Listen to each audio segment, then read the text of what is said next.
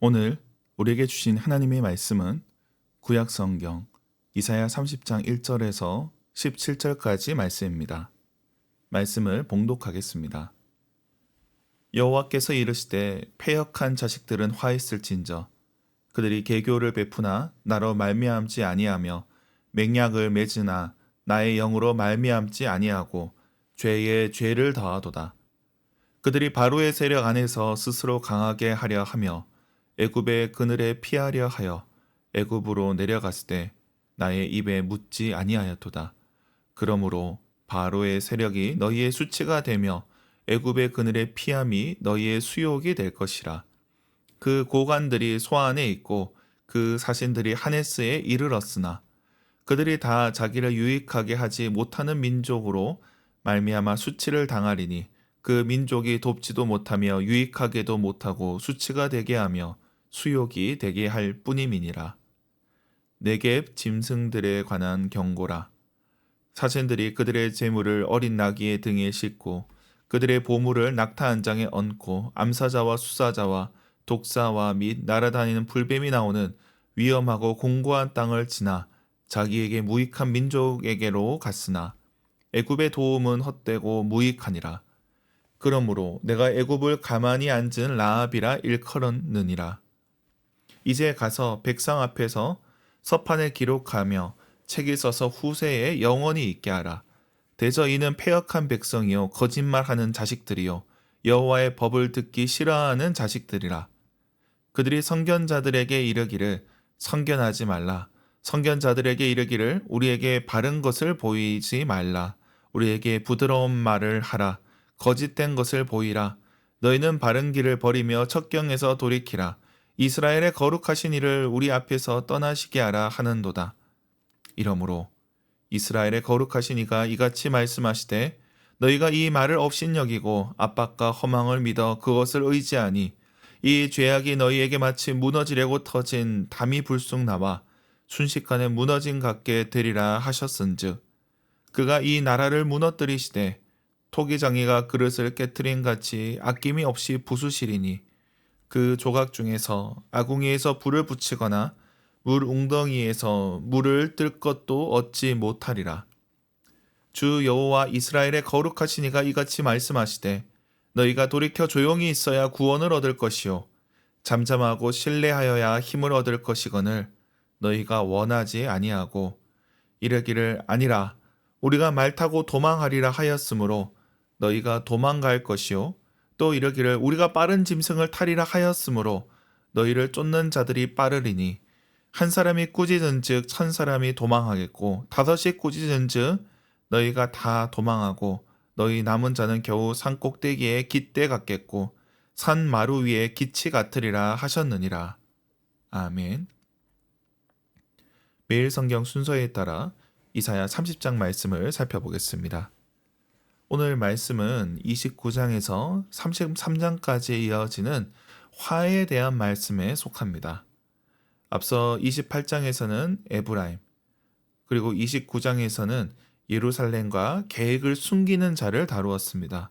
그리고 이제 30장과 31장은 애굽에 대한 화 선포입니다. 이는 애굽을 향한 말씀은 동시에 애굽을 의지하는 자들을 위한 말씀입니다. 그 내용을 살펴보겠습니다. 오늘 본문 1절에는 패역한 자식들은 화 있을진저로 시작합니다. 여기서 패역한 자는 애굽과 맹약을 맺는 자들입니다. 하나님의 뜻과 상관없이 2절에 보면 바로의 세력에 들어가고 애굽에 피하려 하는 자들입니다.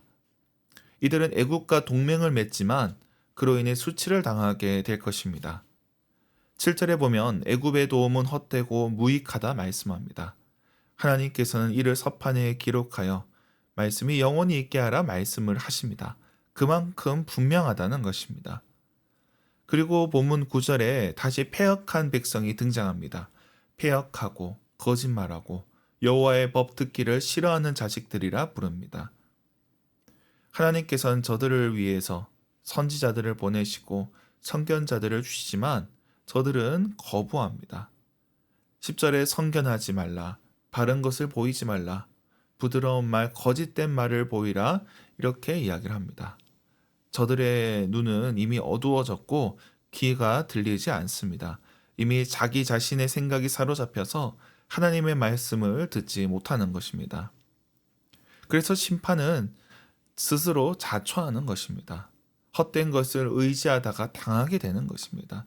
순식간에 무너지게 될 것을 말씀합니다. 이와 함께 14절에는 토기장이에 대한 비유가 등장합니다. 앞장에서도 토기장이에 대한 비유가 나왔었는데 계속됩니다. 장인은 그릇을 만들 때 잘못된 것은 다시 부셔버립니다. 굽기 전이면 다시 흙을 개어서 다른 덩어리에 넣어버리고 이미 구운 것이라 할지라도 잘못 나왔으면 깨트립니다. 그런데 하나님께서 이렇게 말씀을 하십니다. 저들이 하나님 대신 애굽을 의지하지만 결국 패배하고 도망칠 것을 말씀합니다. 하나님 보시기에 저들이 잘못 나온 그릇과 같다는 것입니다. 그렇게 오늘 본문이 마무리되고 있습니다. 오늘 본문에서 하나님께서는 애굽과 애굽을 의지하는 자들을 꾸짖고 계십니다. 애굽은 언제나 강대국이었고 가나안 지역에 영향력을 행사했습니다. 때로는 바로가 직접 원정을 오는 경우도 있었습니다. 이러한 전통적인 강국인 애굽과 함께 메소포타미아 지역, 이 지역은 대립 관계였습니다. 그 가운데 있는 유다와 이스라엘은 양쪽을 왔다 갔다 했습니다. 이런 상황에서 하나님께서 말씀하시는 것은 애굽 편이 맞다, 앗수르 편이 맞다 이것이 아닙니다. 오늘 본문 2절에는 나의 입에 묻지 아니하였다. 이것이 그들이 책망받는 이유입니다. 본문의 핵심입니다. 하나님께 묻지 않고 사신을 보내고 동맹을 체결합니다. 하나님의 뜻이 동맹을 체결하는 것일 수도 있고 거부하는 것일 수 있습니다. 그런데 하나님께 묻지 않는다는 겁니다. 인간적으로 보니 더 좋은 길이 있는데 굳이 묻지 않는 겁니다. 혹시라도 내가 원치 않는 답을 얻을까? 그럴 수 있습니다. 하나님께서는 유다와 함께 하시지만 이르는 늘 불안해했습니다. 그래서 강대국과 동맹을 맺어야만 살 수 있다 생각했습니다. 앞서 이사야 7장에서는 북이스라엘과 아람이 쳐들어오는 위기였습니다. 이때는 저들이 아수르와 동맹을 맺으려 합니다. 그리고 오늘 본문에서는 아수르가 위협이 되자 애국과 동맹을 맺으려 합니다. 그런데 두 경우에 하나님께 묻지 않고 또는 하나님의 말씀을 거부하고 있다는 것입니다. 이러한 일들이 반복되고 있습니다. 때로는 우리도 그럴 수 있습니다. 인생에 중요한 문제들이 있고 기도해야 될 때가 있습니다. 그런데 하나님께 묻지 않고 내 멋대로 결정할 때가 있습니다. 물론 우리는 어느 길이 좋고 어느 길이 나쁜지 판단을 합니다.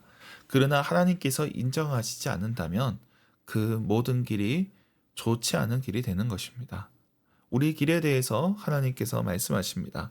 잠언 16장 9절 말씀을 제가 읽어드리겠습니다. 사람이 마음으로 자기의 길을 계획할지라도 그의 걸음을 인도하시는 이는 여호와시니라. 잠언 3장 6절 말씀도 읽어드리겠습니다. 너는 범사에 그를 인정하라. 그리하면 네 길을 지도하시리라. 하나님께서 그 길을 인도하십니다. 하나님께 묻는 자만이 올바른 길을 갈 수 있습니다. 오늘 본문의 이스라엘과 유다뿐만이 아니라 우리 공동체도 마찬가지입니다. 하나님께 물을 때, 하나님을 인정할 때 하나님께서 우리의 길을 인도하십니다. 그분의 인도하심을 구하며 그 길을 걸어가는 저와 여러분이 되길 축원합니다. 기도하겠습니다. 하나님 아버지, 오늘도 우리에게 말씀을 허락하시니 감사합니다. 주신 말씀대로 우리가 말씀에 순종하며 살아가는 자들 되게 하여 주시옵소서. 나의 판단을 믿고 하나님과 상관없이 살아가는 자가 되지 않게 하옵소서. 삶의 크고 작은 일들 가운데 주님의 뜻을 구하며 그 뜻대로 행하는 자 되게 하여 주시옵소서. 또한 우리 가운데 연약한 지체들 위해서 기도합니다. 병상에 있는 자들, 또 태일매를 구하는 자들, 또 여러 가지 상황 속에서 어려움을 겪고 있는 이들 주님께서 기억하여 주시고 저들과 함께하여 주시옵소서. 도우시는 주의 손길을 경험하게 하여 주시옵소서. 오늘도 일터로 나가는 자들이 있습니다. 저들과 함께하여 주시고 그 손으로 감당하는 모든 것들이 헛되지 않게 하여 주시옵소서. 감사드리며 예수님의 이름으로 기도드립니다. 아멘.